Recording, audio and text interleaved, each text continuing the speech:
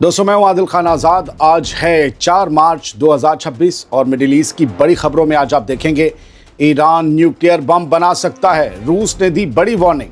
Iran ने UAE में third system की आंख फोड़ने का किया दावा।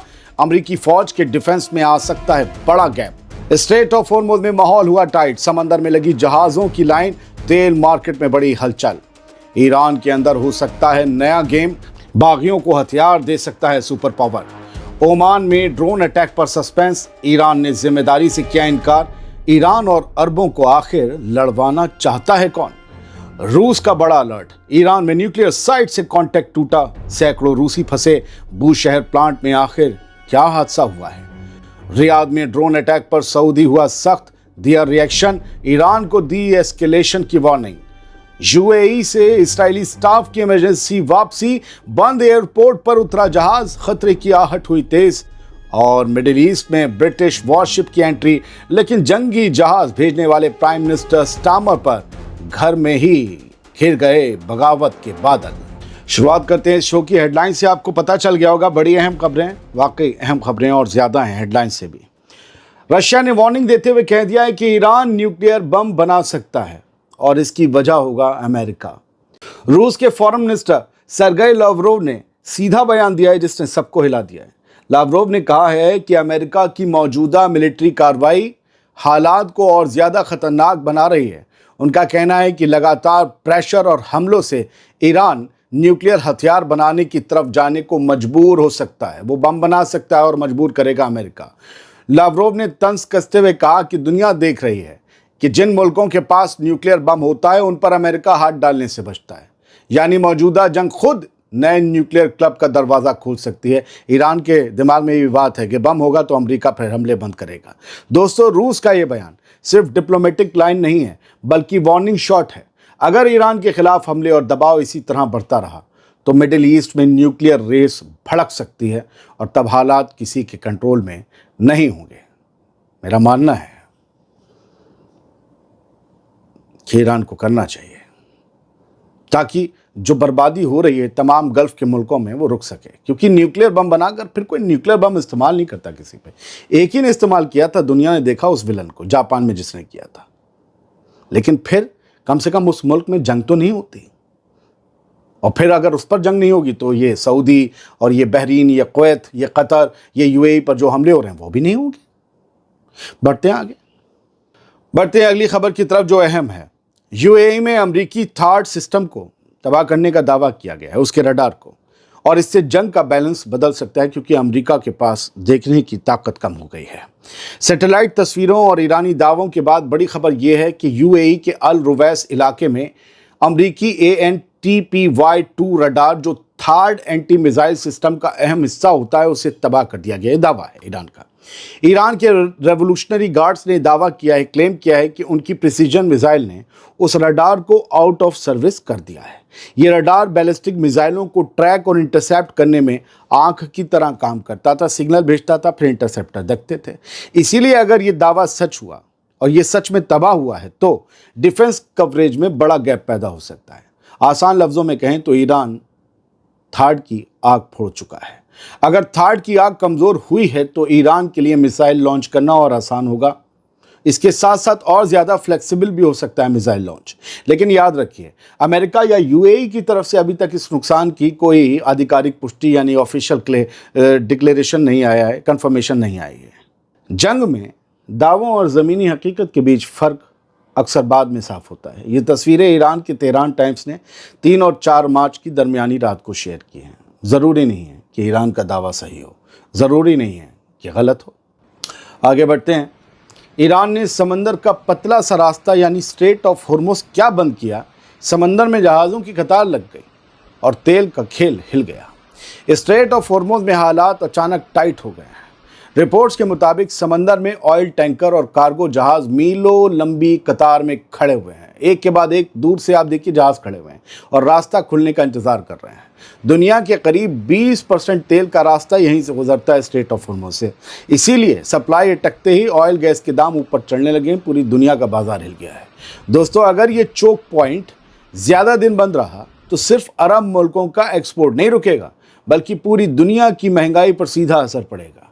फिलहाल सबसे बड़ा सवाल यही है कि क्या हॉर्मोज़ जल्दी खुलेगा या जंग इसे लंबे वक्त के लिए बंद रखेगी। अमेरिका और इसराइल ने जो जंग शुरू की है उसमें नुकसान सिर्फ इनका नहीं है, ईरान वालों का, पूरी दुनिया का है, और गल्फ का तो सबसे ज़्यादा हो रहा है। एक और अहम खबर सुनिए और सवाल के साथ सुनिए, क्या ईरान के अंदर नया दांव चला जा सकता है? क्या डोनाल्ड ट्रंप ईरान के अंदर हथियार बांटने पर गौर कर रहे हैं? क्या ये सब इसलिए हो सकता है कि ईरानी निज़ाम ट्रंप के कब्जे में नहीं आ रहा, ना वो उस निज़ाम को गिरा पा रहे हैं? आइए खबर को समझते हैं, सवालों के जवाब तलाशते हैं। 3 मार्च की रात मनी कंट्रोल वेबसाइट में आई खबर के मुताबिक अमेरिकी प्रेसिडेंट डोनाल्ड ट्रंप अब ईरान के अंदर एंटी रिजीम आर्म्ड ग्रुप्स, खास तौर पर कुर्दिश फैक्शंस को सपोर्ट देने के ऑप्शन पर गौर कर रहे हैं। ये सब बागी हैं। रिपोर्ट्स के मुताबिक उन्होंने कुर्दिश लीडर्स से बातचीत भी की है और दूसरे लोकल एक्टर्स से भी राब्ता, कांटेक्ट बढ़ाया है। हालांकि अभी तक कोई फाइनल फैसला नहीं हुआ है, न हथियार देने पर, न ट्रेनिंग या इंटेलिजेंस सपोर्ट पर। अमरीकी अखबार वॉल स्ट्रीट जर्नल की रिपोर्ट के मुताबिक अमरीकी ऑफिशियल्स का ये कहना है कि मामला अभी रिव्यू स्टेज में है, जांच परख हो रही है और व्हाइट हाउस ने ऑफिशियल पॉलिसी शिफ्ट अनाउंस नहीं किया है। दोस्तों, अगर अमेरिका सच में अंदरूनी आर्म्ड फैक्शंस को सपोर्ट देता है तो ये जंग का नया और ज़्यादा खतरनाक फेज खोल सकता है। इससे ईरान के अंदर इंस्टेबिलिटी बढ़ सकती है, लेकिन साथ ही पूरा रीजन भी बड़े प्रॉक्सी टकराव की तरफ फिसल सकता है। कौन जाने ये हथियार कल को इराक की तरफ, तुर्की की तरफ नहीं जाएंगे अमेरिका के दिए हुए हथियार। दोस्तों, ये वही पॉलिसी है जिसे अंग्रेज डिवाइड एंड रूल कहते हैं, यानी लोगों को आपस में बांटो और राज करो।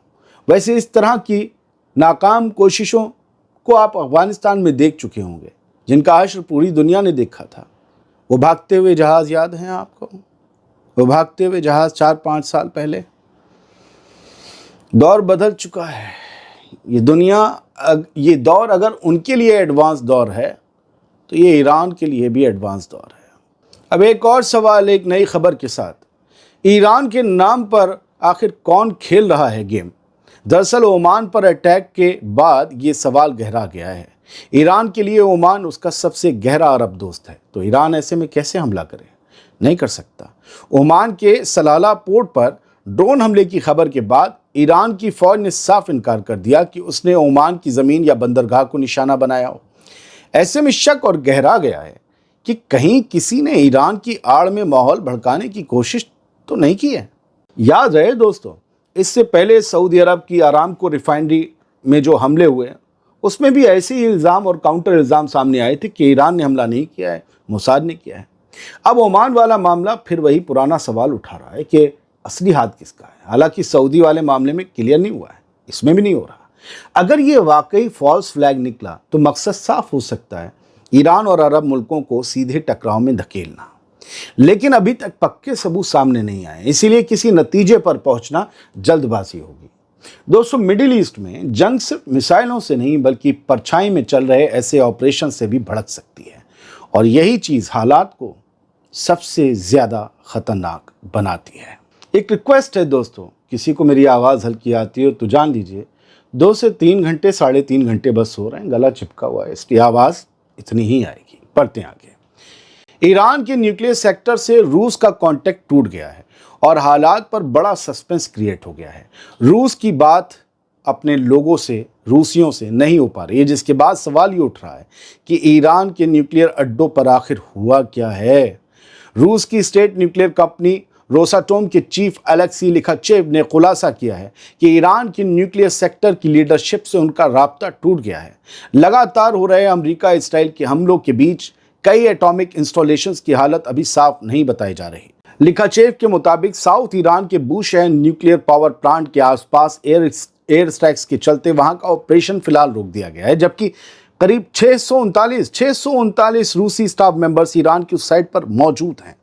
रोसाटोम इस प्लांट में दूसरी और तीसरी यूनिट पर काम कर रही थी।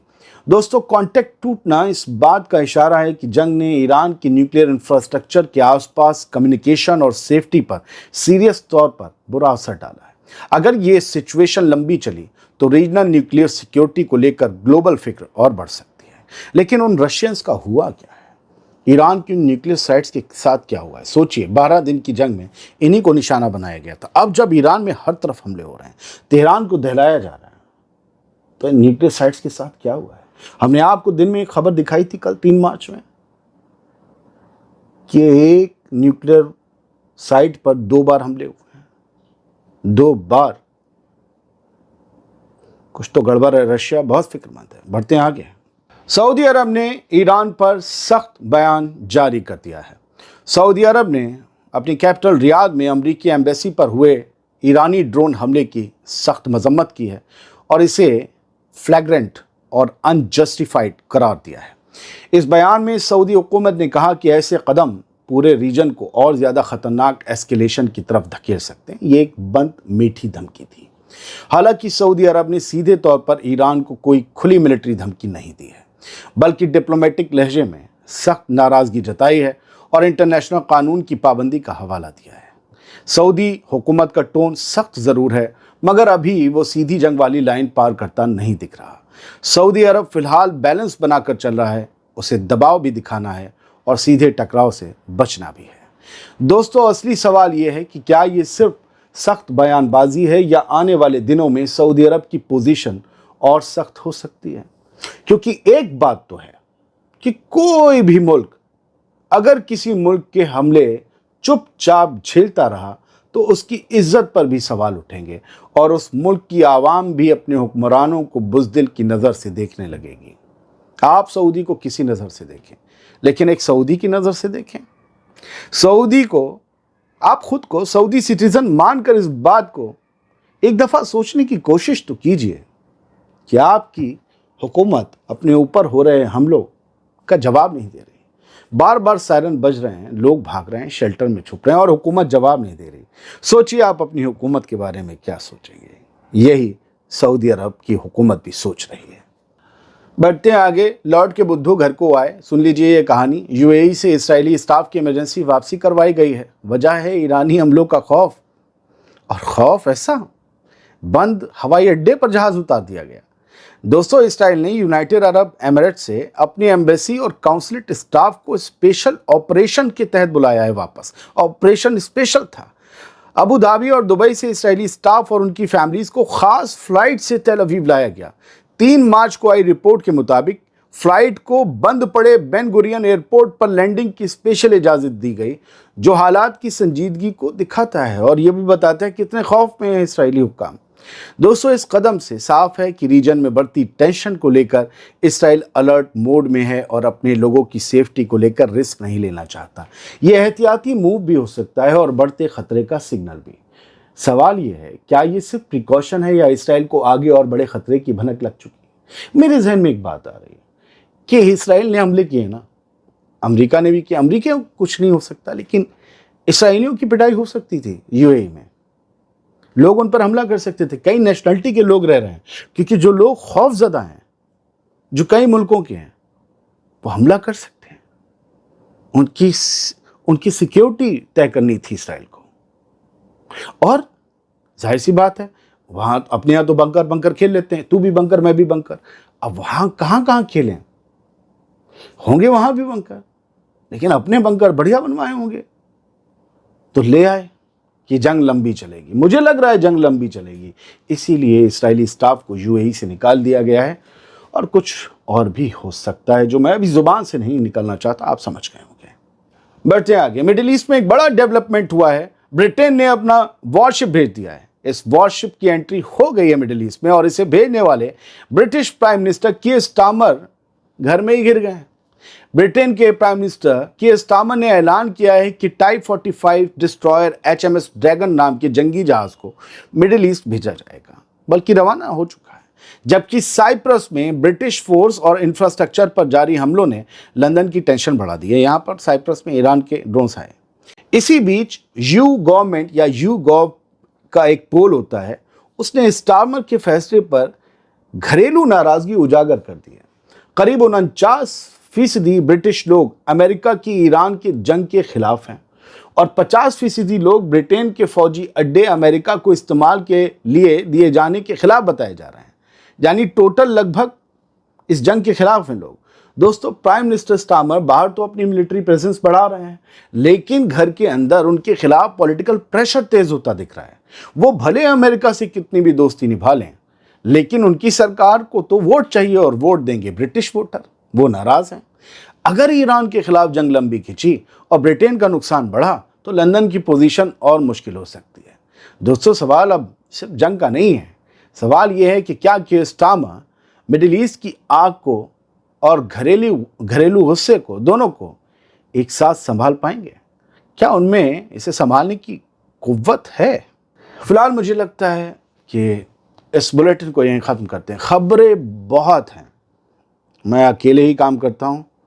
मेरे पास सिर्फ एक वीडियो एडिटर साहब हैं जो वीडियो एडिट करते हैं, बाकी सब थोड़ा बहुत एक और स्टाफ हैं, post production, pre production, research work सब मेरा है, इनका मेरा है। तो इतना लंबा बुलेटिन बनाने में 3 घंटे लगते हैं। वो लोग जो कहते हैं कि जल्दी जल्दी वीडियो लाइए, जल्दी आप नहीं लाते हैं, उन सब की मोहब्बत और बेचैनी को सलाम। लेकिन दोस्तों, मैं डिटेल में वीडियो बनाता हूँ, जल्दबाजी में नहीं। जल्दबाजी में वो देख के पढ़ देता हूँ ना, कभी कभी उनमें खबरें बदल जाती हैं। ये खबरें और वो अपडेट बदल सकती हैं, खबरें स्थापित हो जाती हैं, तो थोड़ा वक्त लगता है, थोड़ा सब्र किया कीजिए। बहुत कम सो रहे हैं हम लोग जो पल पल आपको अपडेट दे रहे हैं, तो हमारी इज्जत मत कीजिए, बस हमारा साथ दीजिए। पैसे तो हम आपसे मांगते नहीं, QR कोड दिखाते नहीं। सलामत रहिए, खुश रहिए। ईरान की, गज़ा की, दुनिया की सलामती के लिए दुआ करते रहिए।